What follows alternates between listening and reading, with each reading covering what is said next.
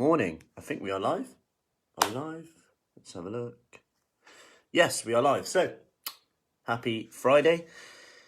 Hope you're well. If you're coming in live, let me know. I'm about to do our live quiz morning. Friday is always quiz morning, followed by, we have no floor workout mid-morning, where we don't no getting up and down off the floor. We then have a live cooking tonight, 5:30, which is looking good, ottolenghi recipe. And then we have our evening workout. But today I want to talk about, speaking of exercise, actually finding the motivation to do it, even when you know that it's good for you. We've been through the whys so many times. You have probably too. The whys of, I know I should do it because I'll have more energy. I know I should do it because I want to get up and down to the floor with the kids. Whatever it is, health. These are just the things we've had this week as we have been through some starting plans. And even these whys, even when you lose motivation, you go back to these whys. Sometimes they're not strong enough alone. Sometimes you just go, you know what? Yeah, you see it in the research. Like when some people are diagnosed with type 2 diabetes, they're happy to go on this 800 calorie diet, and it seems to work for them. Other people more slowly, but it still works too. People are different in how they respond, and that's okay to accept that. But remember, don't compare yourself to someone who's done something else. And I'm going to go into it now, because really, that motivation, that willpower, point one, is that you're probably comparing yourself to some ideal. Just remember that. You're maybe hearing that you're seeing that someone else is doing like a workout there. Maybe you feel you should be doing this, this, and this, and this. You feel like you should be doing everything. For example, we have like four or five live workouts you can do from home a day. Some of the ladies are like, oh, do I do every one? I'm like, no. we go through this in the one-to-one. This is the one, this is a 10-minute one, this is this one. And the idea here is that then we can build up at your level. So when you're ready, you might do a 20-minute one or a 30-minute one. Depends what suits you. You might do an up and down one, or you might just do a no floor one. You might do a knee-friendly one.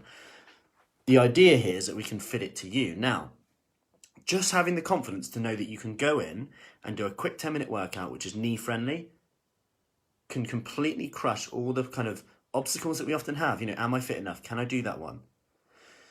Because the longer we hold on to that story of, am I fit enough? Can I do that one? The longer we'll stay the same, because that actually, believing that thought that we're not fit enough is comforting. Because if you believe that thought, you're able just to go, actually, you know what? I'm not going to do it today. And I've spoken about this before with like my public speaking.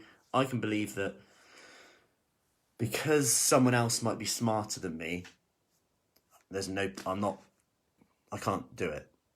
And as a result of that, that's actually quite selfish, as I wouldn't have actually been doing this now. I wouldn't lecture at Oxford Brookes. I wouldn't have worked in NHS doing the diabetes education work.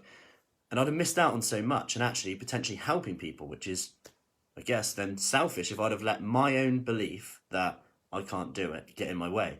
Now, going back to this exercise, there's a few strategies I want you to think about here. Number one is shift from your why. If your why is struggling, if you haven't written down, by the way, why bother exercising? Like, what happens in 5 years from now if you don't get a handle on this exercise habit? Like, where will you be 5 years from now? If you haven't done that, do that first. If you're still looking at it going, no, whatever, I can live with that, and you still want to exercise, consider that you now need to move to this question. Who else benefits? So who else benefits if you exercise? In terms of your mood, your energy. Then move to this one. Rather than hitting the why, now we need to move to the how. Because if the why isn't working, we need to move to the how. The how is the quickest way to change your state. So then we might go, okay, commit to 3 minutes of exercise today. Just 3 minutes. If after 3 minutes you don't want to do any more, give yourself 100% permission to stop. Worst case, you've done 3 minutes. Best case, you do another 3 minutes and another 3 minutes. This is about just moving from A to B. Remember, you haven't got an exercise for 2 hours. There's no rule that you exercise for an hour here. This is about doing something rather than nothing. Doing something rather than nothing. Because the quicker you can get into that state that actually 3 minutes is better than 0 minutes. And the next day, because it's easier to keep going than to start again. Remember that. It's easier to keep going than it is to start again.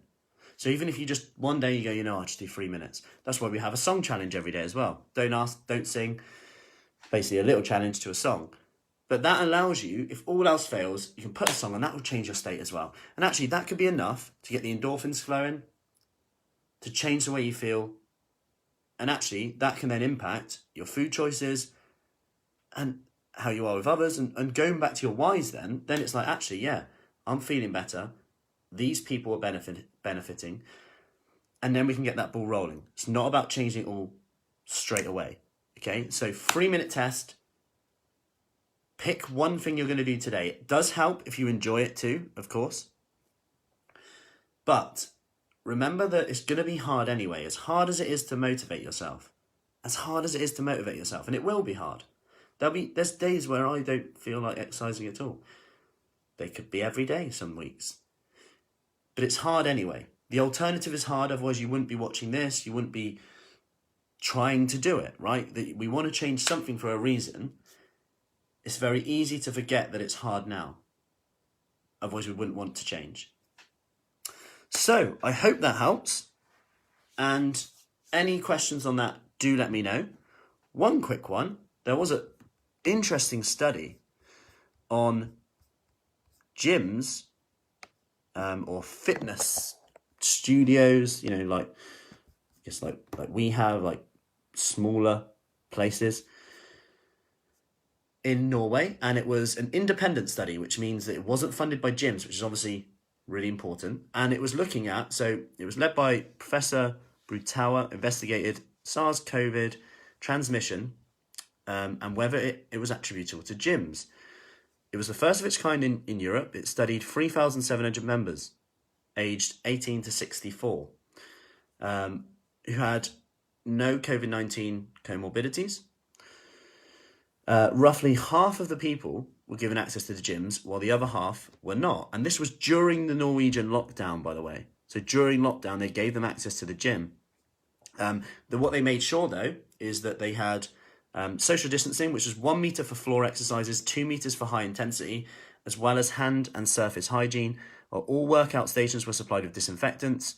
They had controlled access, so people coming in and out, you couldn't overcrowd. And this is exactly what we're looking at in our sessions. We're doing outside sessions at the moment, but when things can open up, I guess the beauty of what we do is you can't just come in and out. You have to come to a session, and we have small groups anyway, which is good.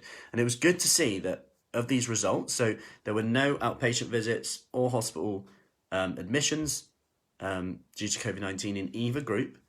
In addition, out of the 91 employees who worked at the training period during the time where people were coming in and out, 90% of them were tested and none were positive. The conclusion states our trial showed that no virus transmission or increase in COVID-19 disease related to the opening of sport, fitness, gym facilities, providing they had good hygiene and social distancing routines in place. By emergency law, all training facilities were closed in Norway during the pandemic. The closure was reasoned by the assumption that training activity would increase the risk of virus transmission between members and the facility. However, basic hand hygiene and social distancing measures by securing 1 to 2 meters and well-proven and important virus transmission protection measures. Inexpensive, easy to apply, and do not require large resources. And it's a really interesting study. And they've kind of said that it could be avoided. And I guess here, with mental health, with what the research shows with exercise, obesity, lung capacity, it's a really promising paper. So I just wanted to share that, and it's promising news. So I hope that all helps. Any questions, as always, let me know. Take care, and we are off for our quiz morning workout. So speak soon.